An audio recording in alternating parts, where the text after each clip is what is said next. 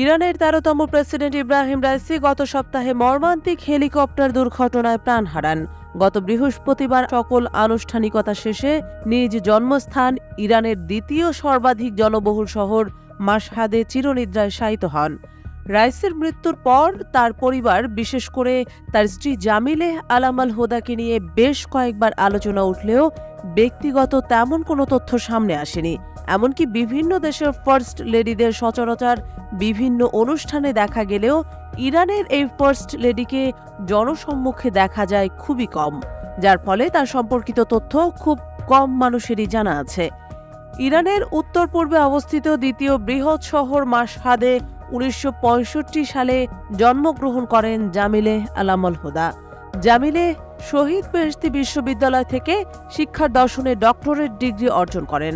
২০০১ সালে জামিলেহ শহীদ বেহেশতি বিশ্ববিদ্যালয়ের নেতৃত্ব ও শিক্ষাগত উন্নয়ন বিভাগের অনুষদের সদস্য হন। তিনি সমাজে নারীদের ভূমিকা সম্পর্কে তার স্পষ্টবাদী দৃষ্টিভঙ্গির জন্য বিশ্বজুড়ে একজন বিতর্কিত ব্যক্তি। জামিলেহ আলাম আল হুদা ১৮ বছর বয়সে সদ্য প্রয়াত ইরানের শক্তিশালী প্রেসিডেন্ট ইব্রাহিম রাইসিকে বিয়ে করেন। এই দম্পতির দুটি কন্যা সন্তান আছে। তাদের দুই মেয়ের সম্পর্কে খুব বেশি তথ্য জানা যায় না। পুরো পরিবারের সম্পর্কে কঠোর গোপনীয়তা বজায় রাখা হয়। তবে ইরানের ফার্স্ট লেডি হিসেবে একই সাথে ভিন্ন মতাদর্শের কারণে বিভিন্ন সময় বিতর্কের সম্মুখীন হয়েছেন তিনি। ২০২৩ সালের জুন মাসে ভেনেজুয়েলার রাষ্ট্রীয় টিভির সঙ্গে এক সাক্ষাৎকারে তিনি বলেছিলেন, স্বাধীনতার নামে নারীরা কর্মক্ষেত্র সহ বিভিন্ন ক্ষেত্রে যৌন নির্যাতনের শিকার হচ্ছে। দেশটির টেলিশুর টিভি চ্যানেলে তার স্বামীর সঙ্গে কথা বলার সময় তিনি বলেছিলেন, নারী অধিকার সংস্থাগুলো পারিবারিক সহিংসতার ঘটনাগুলোর উপর খুব বেশি আলোকপাত করে, যেখানে পরিবারের বাইরে সংঘটিত সহিংসতা অনেক বেশি গুরুত্বপূর্ণ। তিনি আরও বলেন, আমরা চাই নারীরা নারীই থাকুক। কেনই বা আমাকে পুরুষদের মতো হতে হবে? কেন আমরা পড়াশোনা করব, কাজ করব বা পুরুষের মতো বাঁচব? এটা এক ধরনের সহিংসতা। ইরানের প্রেসিডেন্টের স্ত্রী দেশটির পার্লামেন্টে একটি বিতর্কিত বিল পাশ করার পর বলেছিলেন, যেসব নারী ইরানের আইন অনুযায়ী হিজাব পরে চলাচল করবে না, তাদের অবশ্যই শাস্তি পেতে হবে। তার এসব মন্তব্য গত বছর হিজাব বিরোধী আন্দোলনের আগুন আরও বাড়িয়ে দিয়েছিল। এরপর ইরানে নারী ও মেয়েদের কঠোর পোশাক আইন ভঙ্গ করলে তাদের জেল ও জরিমানা করার বিলটি পাশ হয়।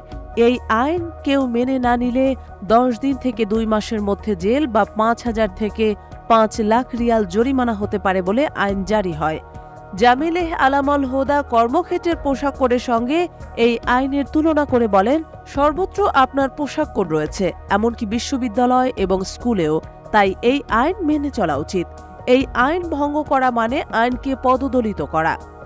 এবিসির সঙ্গে এক সাক্ষাৎকারে যখন তাকে জিজ্ঞেস করা হয়েছিল যে নারীরা হিজাব পরতে পছন্দ করেন না, তাদের ব্যাপারে তিনি কি মনে করেন, প্রশ্নের জবাবে জামিলাহ উত্তর দিয়েছিলেন, হিজাব না পরাটা নারীদের জন্য রীতিমতো অসম্মানের।